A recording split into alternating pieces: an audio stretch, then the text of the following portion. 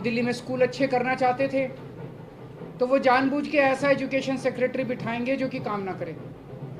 हम अगर मोहल्ला क्लिनिक बनाना चाहते हैं तो जानबूझ के ऐसा हेल्थ सेक्रेटरी बनाया जाएगा जो कि काम ना करे। जानबूझ के ऐसा फाइनेंस सेक्रेटरी बिठाया जाएगा जो हर चीज़ के अंदर अड़ंगा अड़ाए। तो इसको इस्तेमाल करके दिल्ली के हर काम को रोका गया। एक तरह से मेरे दोनों हाथ बांध दिए गए पीछे और मुझे नदी में फेंक दिया गया कि अब तैरो। ये तो ऊपर वाले का शुक्र है कि दोनों हाथ बंधे हुए होने के बावजूद भी हम किसी तरह से तैरते रहे और ऊपर वाला हमारा साथ देता रहा। इन सारी कठिनाइयों के बावजूद दिल्ली के अंदर हम लोगों ने इतना शानदार काम किया पिछले 8 साल के अंदर। तो आप सोच सकते हैं कि अगर हमारे पास पूरी पावर होती तो हम कितना ज़्यादा काम कर सकते थे। आज हम सुप्रीम कोर्ट के जस्टिस चंद्रचूड़ के जो और चारों जजेस हैं उस बेंच में, संविधान पीठ में, उन सब के तहे दिल से शुक्रिया अदा करते हैं कि उन्होंने हमारे साथ न्याय किया। मैं दिल्ली की जनता को केवल नहीं देना चाहता, बधाई देना चाहता हूं और उनका शुक्रिया करना चाहता हूं कि जो इतना लंबा संघर्ष था उस संघर्ष में दिल्ली की जनता ने मेरा साथ दिया। दिल्ली की जनता के साथ के बिना मैं कुछ नहीं कर सकता था।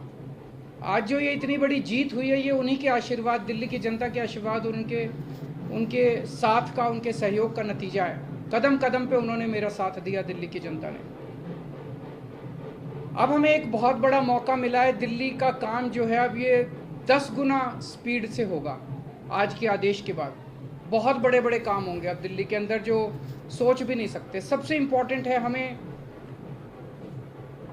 एक ऐसा प्रशासन देना है दिल्ली के लोगों को जो कि रेस्पॉन्सिव हो, जो कि जनता की ज़रूरतों के प्रति सिंपैथेटिक और कंपैशनेट हो। तो अगले कुछ दिनों के अंदर आप देखेंगे बहुत बड़ा प्रशासनिक फेरबदल होगा। कई सारे ऑफिसर्स को, कर्मचारियों को ट्रांसफ़र किया जाएगा इस आधार पे कि उन्होंने अभी तक कैसा काम किया। कुछ ऐसे ऑफिसर्स हैं, कुछ ऐसे कर्मचारी हैं जिन्होंने पिछले कुछ महीनों में, 1-1.5 साल में दिल्ली की जनता के काम रोके। कुछ ऐसे ऑफिसर्स हैं जिन्होंने दिल्ली में मोहल्ला क्लिनिक में दवाइयां बंद करा दी, अस्पतालों के अंदर दवाइयां बंद करा दी, जल बोर्ड की पेमेंट रोक के कई जगह पानी बंद करा दिया। ऐसे कर्मचारियों को, ऑफिसर्स को चिन्हित करके उनको अपने कर्मों का फल तो भुगतना पड़ेगा। लेकिन बहुत सारे ऐसे कर्मचारी और ऑफिसर्स हैं जो बहुत घुटन महसूस कर रहे थे, ईमानदार लोग हैं, काम करना चाहते हैं। उन सारे कर्मचारियों को, उन सारे ऑफिसर्स को मौका मिलेगा काम करने का। उन सबको जो डेडवुड है, जो करप्ट हैं, जो इनएफिशिएंट हैं, उनको अच्छी पोस्टों से हटा के साइड किया जाएगा और जो अच्छे हैं, एफिशिएंट हैं, ईमानदार हैं, रेस्पॉन्सिव हैं, कंपैशनेट हैं, उन लोगों को, उन सारे अधिकारियों को और कर्मचारियों को मौका दिया जाएगा कि वो दिल्ली की जनता की सेवा कर सकें। सारे प्रशासनिक सिस्टम को भी दुरुस्त किया जाएगा। ये सारा सिस्टम भी सड़ा गला सिस्टम है। ऐसा सिस्टम बनाया जाएगा जो जनता के प्रति जवाबदेह हो और जनता के लिए रिस्पॉन्सिव हो, जनता की ज़रूरतों के प्रति रिस्पॉन्सिव हो। तो व्यवस्था के अंदर जितनी कमियां हैं, इन सारी कमियों को दूर किया जाएगा। तो पूरे सिस्टम को और ऑफिसर्स को और कर्मचारियों को जनता के प्रति जवाबदेह बनाया जाएगा और जनता के लिए रेस्पॉन्सिव बनाया जाएगा। एक लीन एंड थिन गवर्नमेंट तैयार की जाएगी। Lean, thin, responsive, compassionate and accountable government, ये हम चाहते हैं। जैसे दिल्ली ने पूरे देश को शिक्षा का मॉडल दिया, हेल्थ का मॉडल दिया, अब एक ऐसे गवर्नेंस का, एडमिनिस्ट्रेशन का मॉडल हम जनता के सामने रखेंगे, पूरे देश के सामने रखेंगे। मैं देखता हूं कि कई ऐसी पोस्ट्स हैं जिनकी ज़रूरत नहीं है। उनमें कोई भी कर्मचारी या अधिकारी बैठ के जनता की 4 अड़चनें ही लगाता है। अगर वो ना रहे तो ज़्यादा अच्छा रहेगा। तो ऐसी पोस्ट्स को चिन्हित करके या तो उन्हें खाली छोड़ा जाएगा या उन्हें अबॉलिश कर दिया जाएगा। जहाँ जहाँ ज़्यादा पोस्ट्स की ज़रूरत है वहाँ ज़्यादा पोस्ट्स क्रिएट की जाएंगी। जहाँ जहाँ लोगों को ज़रूरत है वहाँ ज़्यादा पोस्ट, जैसे अब इतने मोहल्ला क्लिनिक बना रहे हैं तो जब डॉक्टर्स की ज़रूरत है, पैरामेडिक्स, वहाँ और क्रिएट किए जाएंगे। तो अभी तक हम लोगों ने स्कूल अस्पताल में एक मॉडल दिया, अब पंजाब के अंदर हम एक अच्छे लॉ एंड ऑर्डर कानून व्यवस्था लागू कर रहे हैं। उसी तरह से दिल्ली अब कुशल प्रशासन का एक मॉडल पूरे देश के सामने देगा। मैं एक बार फिर से दिल्ली की जनता का बहुत बहुत आभार व्यक्त करना चाहता हूं, जिन्होंने पूरे संघर्ष में हम लोगों का साथ दिया। अगर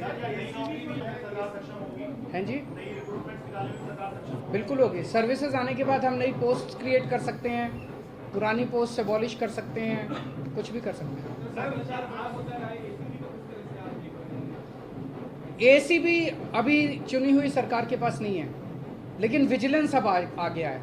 तो जो लोग अगर गलत काम करेंगे, भ्रष्टाचार करेंगे, कानून के हिसाब से काम नहीं करेंगे, उनके ऊपर विजिलेंस की कार्रवाई, डिसिप्लिनरी प्रोसीडिंग्स, विजिलेंस प्रोसीडिंग्स की जा सकती है। शाम को आप एलजी साहब से मिलने जा रहे हैं, उसमें क्या बातचीत होने की संभावना है? क्या आप करेंगे कि वो अब और किसी प्रकार का अड़ंगा ना लगाए? और सुप्रीम कोर्ट ने जो निर्देश दिया, उनसे आशीर्वाद लेने जा रहा हूँ।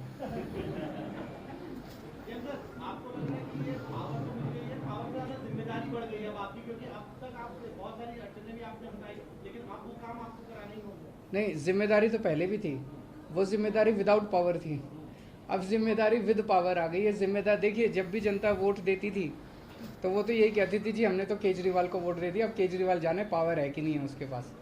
जनता को कि बेचारों को क्या पता टीबीआर क्या होता है, आर्टिकल 239AA4 क्या होता है, उनको क्या पता बेचारों को। जनता तो वोट दे देती है, लेकिन हमारे पास पहले उन जिम्मेदारियों को पूरा करने की पावर नहीं थी, शक्ति नहीं थी। अब शक्ति दे दी है सुप्रीम कोर्ट ने हमें। पहले जो आपके काम है, अगर आप याद दिलाना चाहें, कौन सी ऐसी फाइल है जो की और कौन से ऐसे काम है जो आप करना चाहेंगे तुरंत?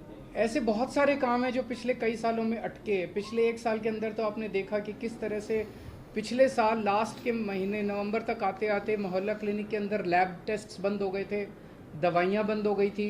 जल बोर्ड जो है, बजट असेंबली ने बजट पास कर दिया, लेकिन कुछ ऑफिसर जो हैं वो बजट रिलीज़ नहीं कर रहे थे। हर डिपार्टमेंट का गला घोंट दिया गया था अफसरों को के ज़रिए, वो अब बंद हो जाएगा। अब जितने जो असेंबली के अंदर हम बजट प्रेजेंट करते हैं और जो जनता की बात रखते हैं, वो सारी चीज़ें अब हम कर पाएंगे। अधिकारियों की मीटिंग आपने बुलाई है, बड़े अधिकारियों, क्योंकि कहा जाता है कि यदि अब तक सीएस काम करते रहे तो क्या उनकी मीटिंग की आपने बुलाया? ज़रूर बुलाएंगे, अब आने वाले टाइम में मीटिंग्स होती रहेंगी। सर अभी हाल के दिनों में बहुत सारे ऐसे फैसले एलजी ने लिए जो कि मतलब सरकार के अधिकारों का उल्लंघन करके खुद से लिए गए, क्या अब उन फैसलों को रिव्यू भी किया जाएगा? वो फैसले कई सारे गलत हैं, इनफैक्ट कई सारे तो सुप्रीम कोर्ट में पेंडिंग है। कल एल्डरमैन का केस आ रहा है सुप्रीम कोर्ट के अंदर, ट्यूसडे को डीआरसी के चेयरमैन की अपॉइंटमेंट का केस आ रहा है। फिनलैंड जो हमारे टीचर्स को नहीं जाने दिया, उसका केस सुप्रीम कोर्ट के अंदर पेंडिंग है। जब मेंशन ही किया था हमने ये केसेस तीनों, तो सुप्रीम कोर्ट की टिप्पणी काफ़ी तल्ख थी कि ये कैसे एलजी साहब रोक सकते हैं। एल्डरमैन की अपॉइंटमेंट बिल्कुल गलत हुई है। जो डीआरसी के चेयरमैन 4 महीने से फाइल एलजी साहब के पास पड़ी हुई थी, एलजी साहब ने अपॉइंटमेंट नहीं होने दी, तो हमें सुप्रीम कोर्ट जाना पड़ा। मुझे लगता है कि अब इतना सुप्रीम कोर्ट जाने की, हाई कोर्ट जाने की ज़रूरत शायद ना पड़े। अब शायद हम अपने स्तर के ऊपर ही कई सारे निर्णय ले सकें।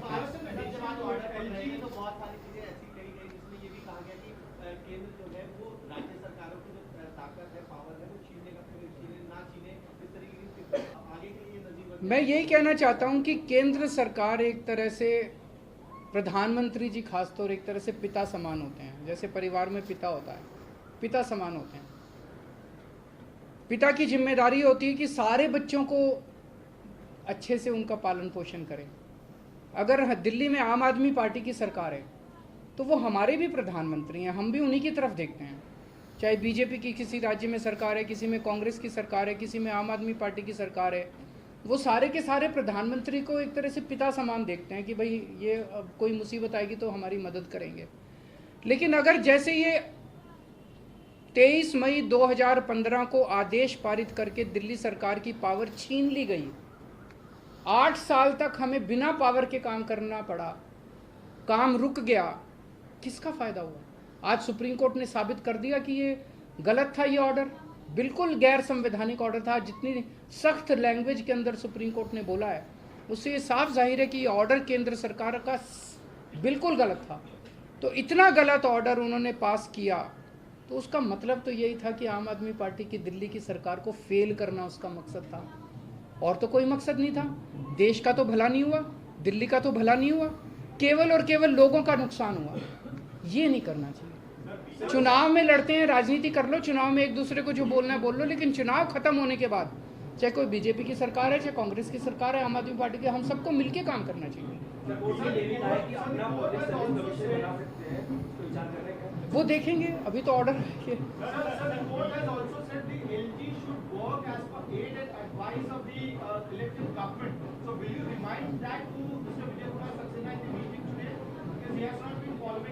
जब उनका आशीर्वाद लेने जा रहे हैं तो सारी चीज़ों पे आशीर्वाद है जी, मिलके काम करेंगे। बीजेपी के नेताओं को कुछ बयान ऐसा भी आ रहा है कि अभी संसद भी है, संसद में कानून भी बन सकता है, अगर गलत लगेगा तो उसमें बदलाव कर देंगे, बड़ी बेंच के पास भी जाया जा सकता है। ये पहले कोर्ट में दलील दी थी की तरफ से कि वो बेंच के जाया जा सकता है मामले को लेकर। क्या मेरे ख्याल से अब लार्जर बेंच नहीं, आज उन्होंने क्लियर कर दिया। 5 जज बेंच को अगर रेफर करना होता तो वो आज ही कर देते, तो लार्जर बेंच का ऑप्शन नहीं है। मेरी अब उनसे यही निवेदन है, यार अब हमें काम करने दो, इतना टाइम तो खराब कर दिया। अगर आपने दिल्ली पे राज करना है तो दिल्ली के लोगों का दिल जीतो ना, कि अगली बार आम आदमी पार्टी को वोट ही ना दें लोग। ऐसा काम करो, मतलब काम में टांग क्यों उड़ा रहे हो? जब तक हमारी सरकार है हमें काम करने दो, कल तुम जीत लेना, तुम काम कर लेना, टांग तो नहीं अड़ानी चाहिए। सर महाराष्ट्र का जो फैसला आया है, बस की फाइल आपने पहले भेजी थी, जो पहली फाइल आप दो फाइल जो लेटेस्ट आपने भेजी है, उसका जवाब आ गया है या अभी आया नहीं। कानून के अंदर एलजी साहब के पास 7 दिन का टाइम होता है, तो वो भी मैं आज उनसे रिक्वेस्ट करूंगा कि 7 दिन में क्लियर करना चालू करें फाइनल। सर महाराष्ट्र का जो फैसला आया है उसमें भी राज्यपाल की भूमिका को बहुत ही मैंने उसको पूरा पढ़ा नहीं है, मैं अपना फैसला सुनने के बाद मैं